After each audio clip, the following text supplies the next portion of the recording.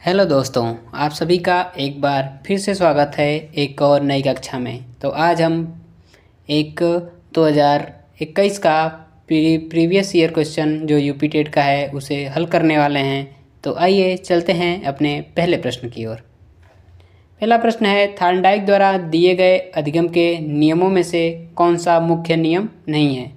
Thorndike ने कितने मुख्य नियम बताए हैं? थार्नडाइक ने 3 मुख्य नियम बताए हैं।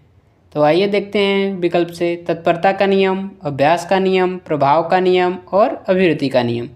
तो थार्नडाइक ने 3 मुख्य नियम जो बताए हैं वो कौन कौन से हैं? तत्परता का नियम, अभ्यास का नियम और प्रभाव का नियम। ऑप्शन नंबर डी, अभिवृत्ति का नियम थार्नडाइक का अधिगम का नियम नहीं है। अभिवृत्ति होती क्या है? इसे इंग्लिश में एटीट्यूड कहते हैं। किसी व्यक्ति, वस्तु, विचार या स्थिति के प्रति मन में उत्पन्न होने वाली मानसिक प्रवृत्ति ही अभिवृत्ति है। थार्नडाइक ने 5 गौण नियम भी दिए हैं। वो कौन कौन से हैं? बहुअनुक्रिया, मनोवृत्ति, सादृश्यता, साचर और तत्व प्रबलता। तो ध्यान रखिएगा, थार्नडाइक ने 3 मुख्य नियम और 5 गौण नियम दिए हैं।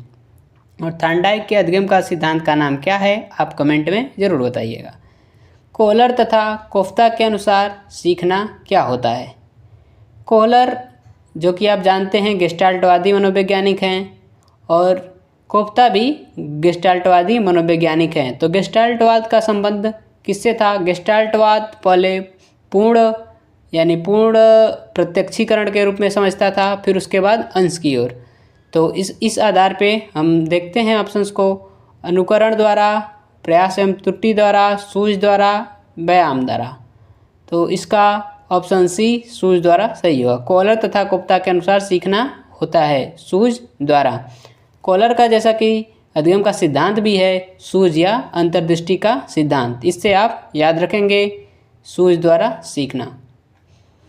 सामाजिक निर्माणवाद के जनक कौन हैं? सामाजिक शब्द से आप इसे ध्यान रख सकते हैं। सामाजिक सांस्कृतिक सिद्धांत किसने दिया है? वाइगोत्स्की ने। अतः सामाजिक निर्माणवाद के जनक कौन है? वाइगोत्स्की। निम्न में से कौन सा विकास की विशेषता नहीं है? विकास की विशेषता नहीं है पूछा है। विकास संचयी होता है, दिशात्मक होता है, विशिष्ट होता है, अनियंत्रित एवं स्वतंत्र होता है। तो इसका ऑप्शन कौन सा सही है? अनियंत्रित एवं स्वतंत्र। यह विकास की विशेषता नहीं है। विकास विशिष्ट होता है, दिशात्मक होता है और संचयी होता है। हेरिडिटरी जीनियस बुक के लेखक कौन हैं? हरलॉक, गाल्टन, वुडवर्थ और रॉस। तो हेरिडिटरी जीनियस बुक के लेखक कौन हैं? गाल्टन। इन्हें सूजनन शास्त्र का पिता भी कहा जाता है। पिछली कक्षा में मैंने आपको बताया था। संज्ञानात्मक संप्राप्ति का न्यूनतम स्तर है। संज्ञानात्मक उद्देश्य या संप्राप्ति है क्या? इसे ब्लूम ने बताया है। जैसा कि ब्लूम ने शैक्षिक उद्देश्य को 3 प्रकार से बताया है: संज्ञानात्मक, भावात्मक और क्रियात्मक। तो संज्ञानात्मक संप्राप्ति का न्यूनतम स्तर कौन सा है? बोध स्तर, ज्ञान स्तर, अनुप्रयोग स्तर, मूल्यांकन स्तर। तो इसका पहला स्तर कौन सा है? ज्ञान स्तर। न्यूनतम स्तर ज्ञान स्तर। तो इन्होंने 6 स्तर बताए हैं। संज्ञानात्मक संप्राप्ति के 6 स्तर बताए हैं: ज्ञान, अवबोध, अनुप्रयोग, विश्लेषण, संश्लेषण और अंत में मूल्यांकन। ध्यान रखिएगा, इसमें विश्लेषण और संश्लेषण स्तर भी हैं। सूक्ष्म शिक्षण का अंतिम चरण है। सूक्ष्म शिक्षण का प्रतिमान किन्होंने दिया था?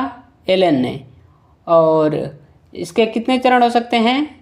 6 चरण। जैसा कि मैंने आपको बताया था, पहले पाठ योजना बनाई जाती है, फिर शिक्षण किया जाता है, फिर फीडबैक यानी प्रतिपुष्टि ली जाती है, फिर पुनः योजना बनाई जाती है, पुनः शिक्षण दिया जाता है, पुनः प्रतिपुष्टि दी जाती है। तो अतः सूक्ष्म शिक्षण का अंतिम चरण पुनः प्रतिपुष्टि है। एलन के अनुसार सूक्ष्म शिक्षण का टाइम कितना होता है? जैसा कि मैंने आपको बता रखा है कि एलन के अनुसार सूक्ष्म शिक्षण का समय 45 मिनट, जबकि एनसीईआरटी के अनुसार 36 मिनट होता है। गिलफोर्ड के अनुसार अपसारी चिंतन में आवश्यक है। पहले हम जान लेते हैं अपसारी चिंतक होता क्या है। एक समस्या का एक से अधिक तरह से हल करना ही अपसारी चिंतन कहलाता है, जिसे आउट ऑफ द बॉक्स चिंतन भी कहते हैं। याद रखिएगा ये टर्म, अपसारी चिंतन, आउट ऑफ द बॉक्स चिंतन। तो आइए देखते हैं गिलफोर्ड के अनुसार अपसारी चिंतन क्या है। श्रेणीकरण, विचार प्रवाह, अंकगणितीय तर्क, एक समाधान। अपसारी चिंतन पूछा है तो विचार प्रवाह होगा, तभी अलग अलग तरीके से समस्या का समाधान ढूंढेंगे। अतः गिलफोर्ड के अनुसार अपसारी चिंतन में आवश्यक क्या है? विचार प्रवाह। मस्तिष्क उद्वेलन विधि के प्रतिपादक कौन है? मस्तिष्क उद्वेलन यानी मैंने आपको पिछले प्रश्न पत्र में बताया था कि छात्रों के सामने समस्या प्रस्तुत करने पर छात्र अपने मस्तिष्क में उद्वेलन या विचार करते हैं और विचार करके समस्या का समाधान ढूंढने की कोशिश करते हैं। इसे ही मानसिक उद्वेलन कहा जाता है। जैसे कि जितने विचार जितने तरीके से प्रस्तुत करना चाहें छात्र उतने तरीके से कर सकते हैं। समूह में बैठकर समस्या का समाधान करने की कोशिश करते हैं, यही मानसिक उद्वेलन है। इसके प्रतिपादक कौन हैं? इसके प्रतिपादक ओसबर्न हैं। प्रासंगिक अंतर्बोधन परीक्षण, प्रासंगिक अंतर्बोधन परीक्षण जिसे TAT परीक्षण भी कहते हैं, इसके जनक कौन हैं? CD मॉर्गन, HA मूरे दोनों। CD मॉर्गन और HA मूरे दोनों इस परीक्षण के जनक हैं। यह परीक्षण क्या होता है? व्यक्ति के अचेतन मन, छिपे हुए विचारों, भावनाओं और मूल व्यक्तित्व की विशेषताओं का मापन करने के लिए यह परीक्षण किया जाता है। इसे कथानक बोध परीक्षण भी कहते हैं। व्यक्तित्व मापन की यह एक विधि है जिसमें कार्डों का प्रयोग किया जाता है।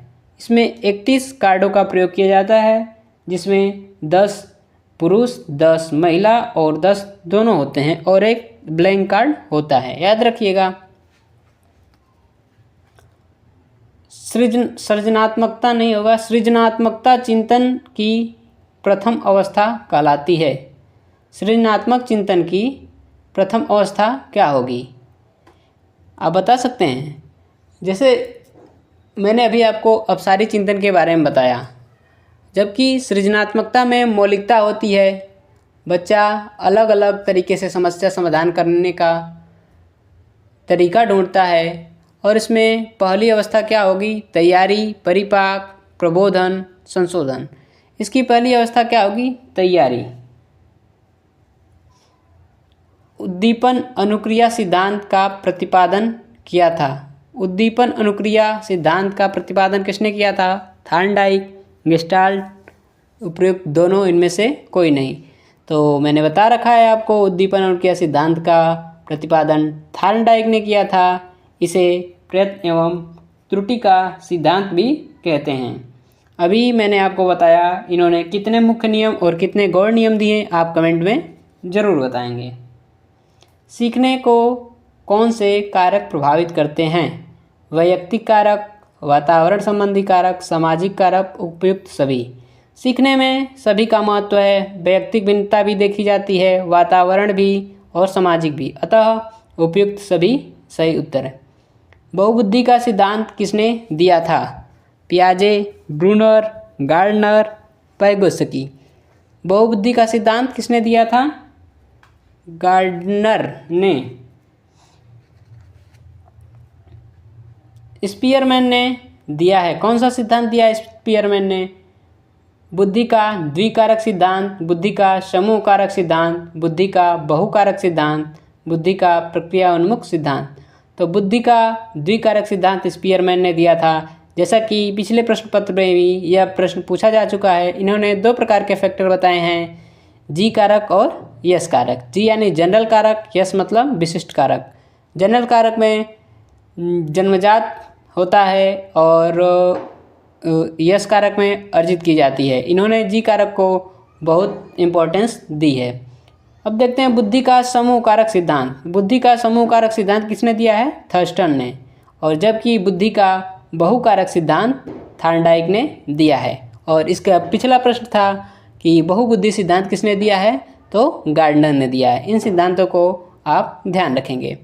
प्रोजेक्ट विधि संबंधित है किससे? Kilpatrick, Rousseau, Montessori, Froebel. Project विधि का संबंध किससे है? किलपैट्रिक से। इसमें प्रत्यक्ष अनुभव द्वारा सीखा जाता है, प्राप्त ज्ञान अस्थायी और स्पष्ट होता है। मारिया मॉन्टेसरी ने मॉन्टेसरी विधि दी है, जबकि फ्रोवेल ने खेल विधि दी। पाठ योजना में छात्र के पूर्व अधिगम से संबंधित होता है। जैसा कि आपने पाठ योजना बनाई होगी, उसमें पूर्व अनुभव से संबंधित क्या होता है? उद्देश्य रेखन, प्रस्तावना प्रश्न, मूल्यांकन प्रश्न और लक्ष्य कथन। तो पूर्व अधिगम के आधार पर ही हम बच्चों से प्रश्न पूछते हैं और उसके आधार पे हम पाठ का टॉपिक निर्धारित करते हैं। तो अतः पूर्व ज्ञान के आधार पे जो प्रश्न पूछा जाता है उसे प्रस्तावना के प्रश्न कहते हैं।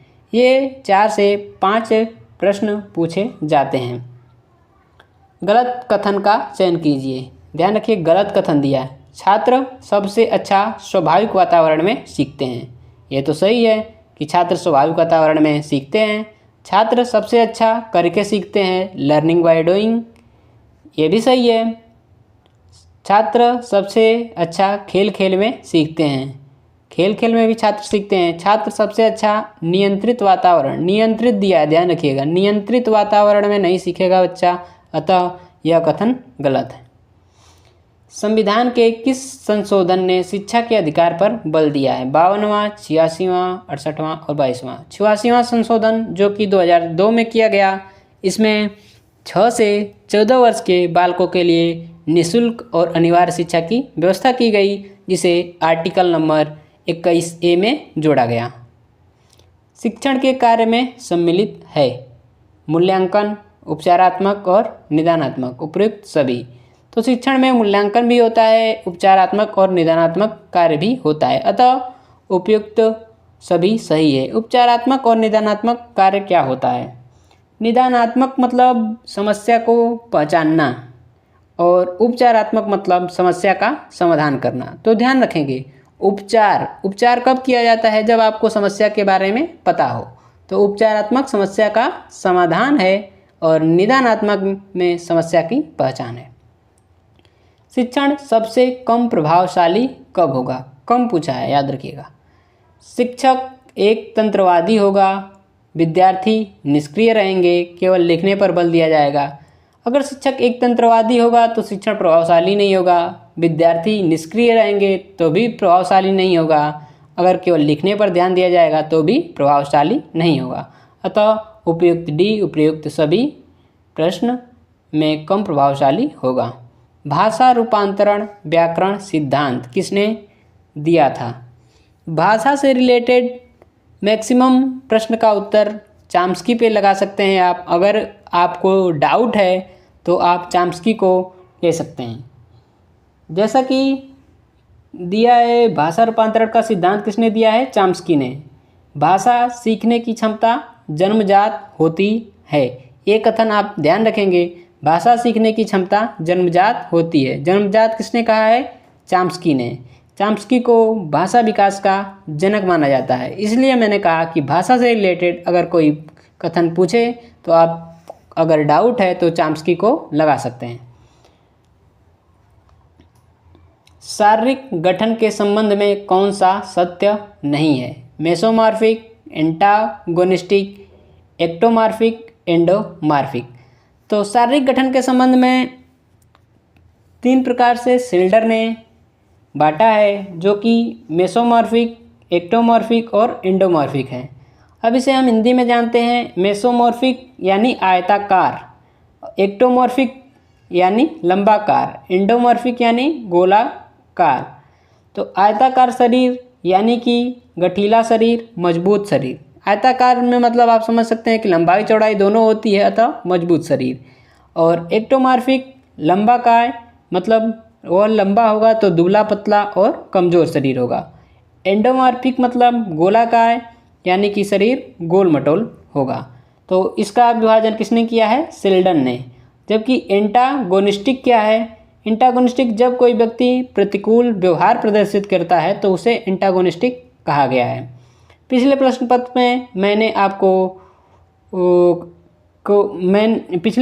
में मैंने आपको शेल्डन की जगह क्रेसमैन का सिद्धांत बता दिया था। आप उसे सुधार कर लेंगे। क्रेसमैन ने इसे 4 प्रकार से डिवाइड किया है, जैसा कि मांसल, क्षीण, बलवान और असामान्य।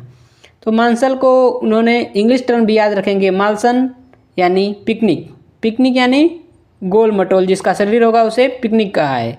क्षीण यानी एस्थेनिक, एस्थेनिक याद रखेंगे। एस्थेनिक और एथलेटिक अलग अलग है। एस्थेनिक मतलब क्षीण यानी शरीर कमज़ोर, और एथलेटिक यानी बलवान। जैसा कि आप एथलेटिक्स को देखते हैं, ओलंपिक वगैरह में खेलते हैं तो वे शरीर से स्वस्थ होते हैं, इस प्रकार आप याद रख सकते हैं। और चौथा है असमान, डिस्प्लास्टिक यानी मिश्रित। तो क्रेस्मर ने 4 प्रकार से बताए हैं, और क्रेस्मर के आधार पे ही शेल्डन ने 3 प्रकार के बताए हैं। शेल्डन ने कौन कौन से बताए हैं? मेसोमॉर्फिक, एक्टोमॉर्फिक और एंडोमॉर्फिक। निम्नलिखित में अभिप्रेरणा के घटकों की पहचान कीजिए। आवश्यकता, अंतर्नोद, प्रोत्साहन। अभिप्रेरणा के ये तीनों घटक ही हैं। आवश्यकता, प्रणोदन या अंतर्नाद, प्रोत्साहन या संपोधक कह सकते हैं, यानी उपयुक्त सभी। इसे हम ऐसे जान सकते हैं कि हमें पानी की आवश्यकता है, और प्रणोद यानी अंतर्नोद यानी हमें पानी की आवश्यकता क्यों है? क्योंकि हमें प्यास लगी है। और प्रोत्साहन कब होगा? जब हमें पानी की प्राप्ति हो जाएगी। तो इस प्रकार अभिप्रेरणा के 3 घटक हैं, आवश्यकता, अंतर्नोद और प्रोत्साहन। अभिप्रेरणा से संबंधित कुछ सिद्धांत हैं, जैसे कि मनोविश्लेषणात्मक सिद्धांत, जिसे फ्रायड ने दिया था। उन्होंने 2 तरह की मूल इच्छाओं का वर्णन किया है, एक जीवन मूल इच्छा और एक मृत्यु मूल इच्छा। जीवन मूल इच्छा को इरोस कहा है तथा मृत्यु मूल इच्छा को थैनोस कहा है। तो जीवन मूल इच्छा यानी सफलता मिलेगी तो जीवन मूल इच्छा होगी, और अगर असफलता मिलेगी तो मृत्यु मूल इच्छा होगी। अभिप्रेरणा का एक और सिद्धांत है मूल प्रवृत्ति का सिद्धांत। जैसा कि मैंने पिछली कक्षा में ही आपको बताया है कि मूल प्रवृत्ति का सिद्धांत किसने दिया है? विलियम मैकडोनल ने। इन्होंने 14 प्रकार की मूल प्रवृत्तियाँ बताई हैं और उसके 14 संवेग भी बताए हैं। अभिप्रेरणा का एक और सिद्धांत ध्यान रखिएगा, पदानुक्रमित सिद्धांत, जिसे अब्राहम मैस्लो ने दिया है। अब्राहम मैस्लो को मानवतावादी संप्रदाय का जनक माना जाता है। इन्होंने एक त्रिभुज दिया और उसमें 5 प्रकार की मांगों का वर्णन किया है। तो मैंने आपको अभी 3 प्रकार के अभिप्रेरणा के सिद्धांत बताए। विश्लेषणात्मक सिद्धांत सिगमंड फ्रायड ने, मूल प्रवृत्ति का सिद्धांत विलियम मैकडोनल ने, और पदानुक्रमित सिद्धांत अब्राहम मैस्लो ने दिया। मनोविश्लेषणात्मक सिद्धांत का प्रतिपादन किसने किया? अभी मैंने आपको बताया मनोविश्लेषणात्मक सिद्धांत का प्रतिपादन सिगमंड फ्रायड ने किया।